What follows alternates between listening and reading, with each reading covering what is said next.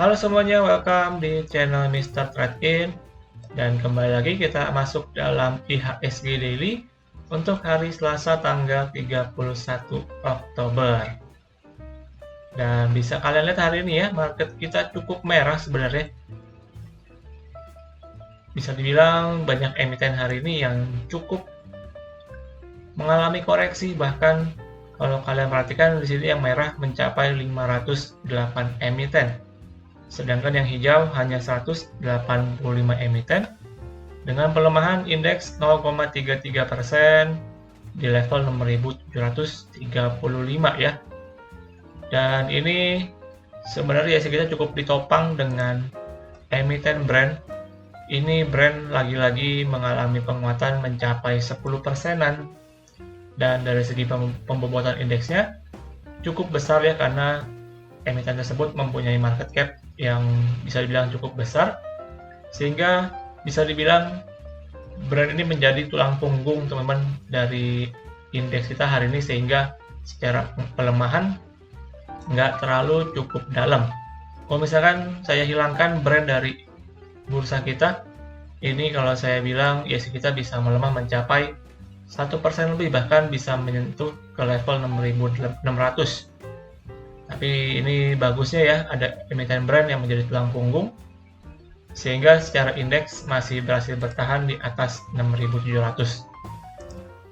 Dan secara sektoral, kalian perhatikan di sini hanya sektor infrastruktur yang menguat cukup lumayan, dengan emiten brand hari ini yang menjadi penopangnya, sedangkan yang lain bisa dibilang cukup merah, teman-teman. Lalu untuk rupiah so far kita akan lihat dan sedikit menguat ya rupiah kita. Ini udah berhasil kembali ke angka 15.800-an so far. Dan untuk teknikal, dari segi teknikal bisa kita lihat hari ini tadi bahkan IHSG sempat menembus ke bawah 6.700 ya di sini. Tapi bagusnya nih ada sedikit tarikan tadi sewaktu closingan, sehingga membuat indeks berhasil closing di atas, kembali di atas 6.700. Jadi ini bisa saya bilang, sementara untuk support IHSG kita ada di level 6.700 sebagai support pendeknya so far selama 3 hari kemarin nih. Dan ini kalau saya lihat secara potensi, sebenarnya IHSG kita mungkin sedikit akan bermain konsolidasi dulu ya, sedikit sideways dulu, mungkin akan sedikit menguat ataupun namanya rebound teman-teman. Jadi kalau saya bilang, dan menurut saya pribadi, IHSG kita bisa sedikit rebound sambil mungkin akan sedikit bermain konsolidasi dulu. Jadi tetap dipantau untuk kalian ya, karena saya lihat banyak emiten juga yang hari ini cukup breakdown, jadi cukup kurang bagus. Namun secara potensi indeks kita bisa lihat IHSG kita mungkin akan sedikit menguji ke level 6.800 yang terdekatnya, setelah berhasil bertahan di atas level 6.700. Oke, jadi ini kalau bisa saya bilang indeks kita udah nggak terlalu merepresentasikan ya dari emiten-emiten, karena ini hari ini bisa saya bilang cukup ditopang hanya dengan emiten brand, sedangkan yang lain banyak emiten-emiten yang terpaksa merah cukup dalam. Jadi udah nggak terlalu menggambarkan dari pergerakan emiten-emiten ya di IHSG kita nih. Tapi tetap bagaimanapun tetap kita pantau untuk bagaimana pergerakannya, karena indeksnya ini tentu yang bisa kita lihat ya sebagai patokan dari pergerakan secara keseluruhan, teman-teman. Oke, jadi itu aja untuk market. Dan kemudian kita masuk dalam pembahasan emiten hari ini.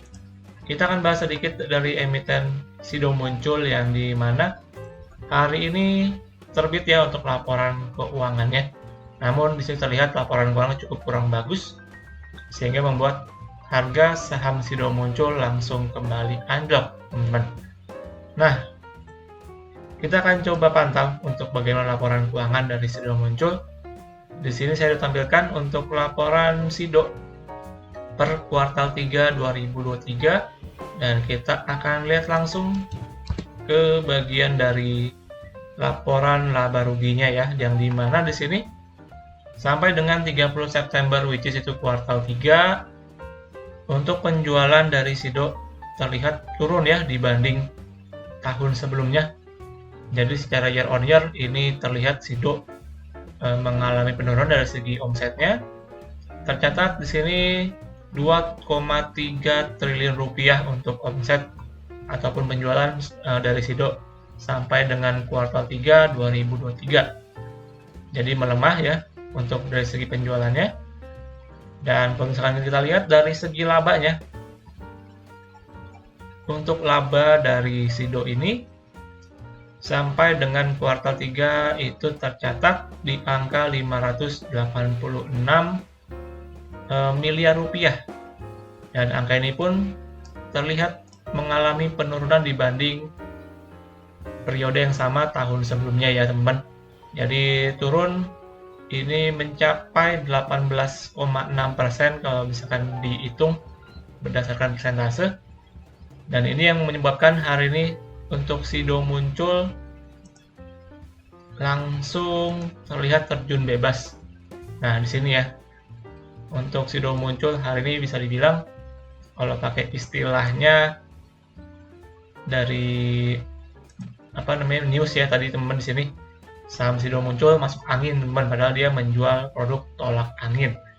Nah, SIDO muncul hari ini anjlok sampai 10% lebih. Ini mungkin buntut dari ekspektasi para investor ya, yang dimana ekspektasinya bisa kembali menguat secara laporan, namun sebaliknya laporannya cukup kurang bagus sehingga langsung kembali dibuang untuk saham SIDO muncul ini.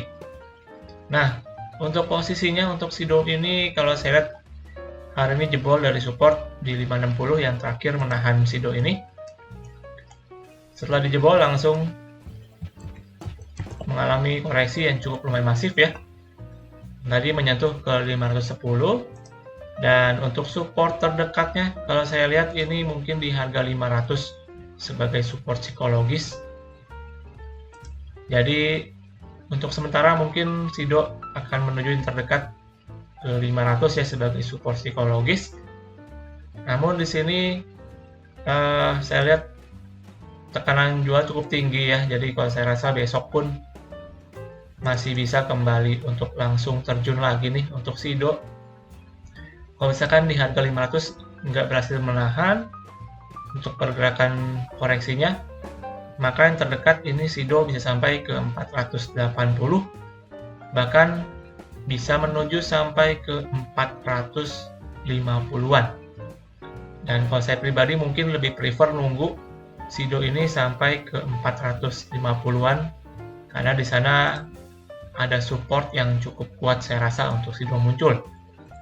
Jadi kalau saran saya, kalau kalian yang pegang di sini bisa prefer dibuang dulu ya kalau misalkan kalian main pendek, karena ini jebol support dan secara potensi saya rasa jadi kurang bagus dan bisa berpotensi kembali melanjutkan pelemahan. Dan di sini namun besok ya ini come date dari SIDO nih untuk dividennya. Jadi besok come date, mungkin besok banyak yang spekulasi juga, saya rasa bisa berhasil bertahan di harga 500 nih. Jadi bisa kalian pantau kalau misalkan SIDO dia berhasil bertahan di atas 500, mungkin sedikit akan bisa mengalami rebound dulu. Tapi kalau misalkan momentumnya cukup kuat secara pelemahan, maka 500 bisa langsung dijebol dan menuju ke 480-an sementara ini. Oke, itu aja untuk update dari SIDO muncul. Jadi untuk kalian yang pegang, tetap waspada ya. Apalagi kalian yang main pendek, saya rasa bisa prefer untuk dilepas dulu. Nah, kemudian lanjut untuk pantauan besok, mungkin saya akan kasih beberapa pantauan ya.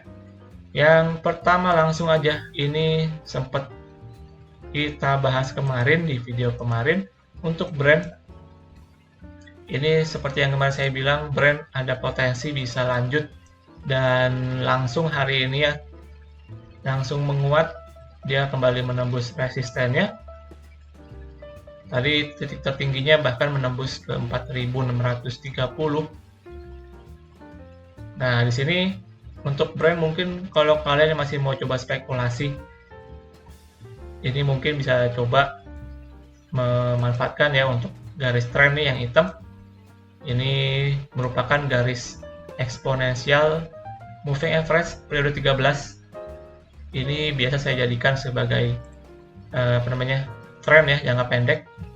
Selama masih berhasil bertahan di atas garis tersebut, saya rasa masih bisa peluang untuk bisa lanjut menguat lagi.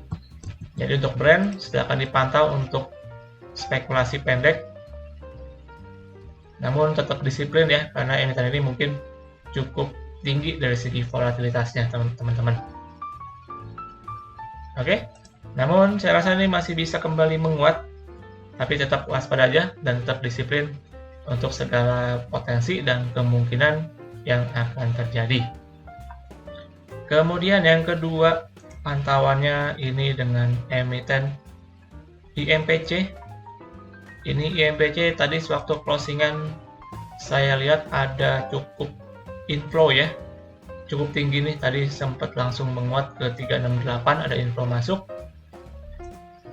dan membuat ini IMPC secara candle berhasil breakout kalau saya bilang ya.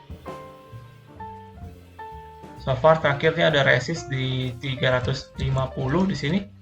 Ini berhasil di breakout dan dia bisa mengkonfirmasi untuk pattern yaitu inverted head and shoulder, teman-teman.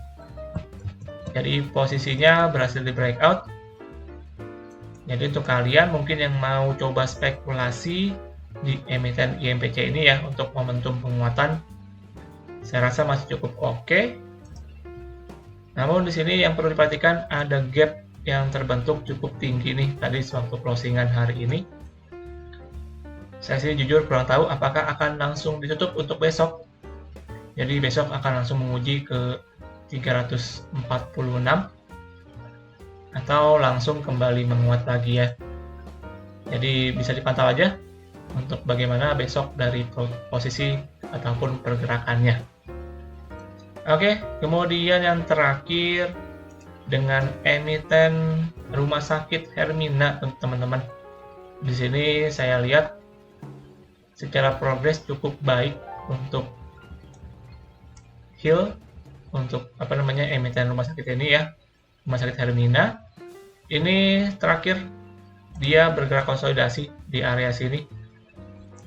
Namun terakhir pun berhasil bertahan di atas support di 1260-an di sini saya lihat berhasil bertahan dan langsung menguat lagi di rebound di sini. Kemudian sedikit membentuk base support di area sini. Dan ini merupakan kalau saya bilang ancang-ancang ya untuk ini bisa menembus ke resistennya yang terdekat itu di 1550. Ini kalau misalkan berhasil ditembus dengan cukup meyakinkan, harusnya ada potensi bisa untuk menguat lagi ya untuk rumah sakit Hermina ini. Jadi bisa dispekulasi aja ya teman-teman. Mungkin yang mau coba spekulasi, kalau dari saya mungkin coba bisa tunggu di 1500 ke atas, di 1500-an ya. Itu bisa coba spekulasi pendek untuk Hermina dengan posisi mungkin bisa momentum bisa breakout ke atas resistennya yang terdekat di 1550. Oke. Jadi silahkan dipantau juga untuk Hermina nih. Dengan posisi saya rasa bisa momentum breakout ke atas. Tapi disclaimer on, teman-teman, ini posisinya kalau misalkan ternyata dia reject ya dari resistnya dan nggak mampu untuk breakout ke atas, ini harus waspada karena bisa malah reject dan koreksi cukup dalam nih. Jadi untuk kalian yang mau coba spekulasi, harus tetap disiplin untuk posisinya ya. Kalau misalkan dia jebol dari support terdekat, saya rasa bisa untuk dibuang dulu. Tapi secara potensi saya rasa ini bisa berhasil breakout ya ke atas 1550 yang terdekatnya. Oke, jadi itu aja untuk 3 pantauan untuk besok ya, yang tadi kita bahas. Ada Brent bisa di follow up, kemudian IMPC juga bisa di follow up untuk besok. Lalu untuk Hill juga masih bisa untuk kita manfaatkan untuk momentum penguatan jangka pendeknya. Sedangkan untuk Sido tadi kita bahas, ini cukup kurang bagus, dia breakdown dari support, jadi bisa diperhatikan ya untuk kalian yang pegang. Dan untuk market, so far saya rasa ada sedikit peluang untuk bisa sedikit rebound dan bermain dalam fase konsolidasinya, teman-teman. Oke, jadi demikian untuk pembahasan kita hari ini di dalam ISG Daily untuk hari Selasa tanggal 31 Oktober di tahun 2023. Dan terima kasih untuk kesempatannya di video kali ini, teman-teman. Jangan lupa juga untuk lakukan kembali analisa ulang untuk setiap analisa yang saya berikan. Dan juga jangan lupa untuk subscribe, like, dan komen, serta share kepada teman-teman kalian. Dan kita akan jumpa lagi di video update market selanjutnya. Salam trade in.